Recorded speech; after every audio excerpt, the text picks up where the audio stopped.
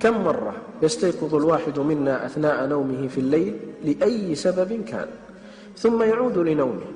في لحظة الاستيقاظ تلك فرصة عظيمة وفضل كبير أخبر عنه النبي صلى الله عليه وسلم.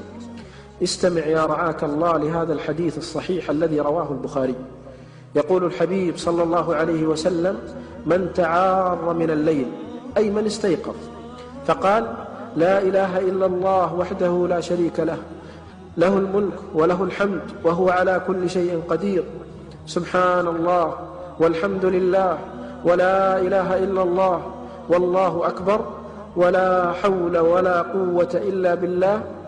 ثم قال، وهنا الشاهد: اللهم اغفر لي، أو دعا استجيب له، فإن توضأ وصلى قبلت صلاته. الله أكبر. أخي الحبيب، أختي الكريمة، بمجرد أن تستيقظ وتقول هذا الذكر وتدعو الله بما تحب من خيري الدنيا والآخرة، أخبر الحبيب عليه السلام بأن دعاءك مستجاب.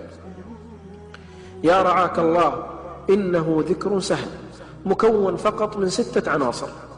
رتبها، احفظها، وعلق قلبك بالله.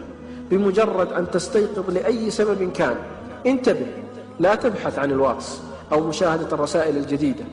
اجعل أول ما يأتي في قلبك وعقلك ولسانك ذكر الله. هذا الذكر وهذا الفضل لا يحتاج إلى وضوء ولا إلى أن تقوم من فراشك. كل ما يحتاجه أن تعلق قلبك بالله لتفوز بهذا الفضل العظيم. اللهم يا رب علق قلوبنا بك ووفقنا لهذا الذكر. اللهم يا رب من نشر هذا المقطع اجعل له من كل هم فرجا ومن كل ضيق مخرجا، وارزقه من حيث لا يحتسب، واجعله شريكا لنا في الأجر يا رب.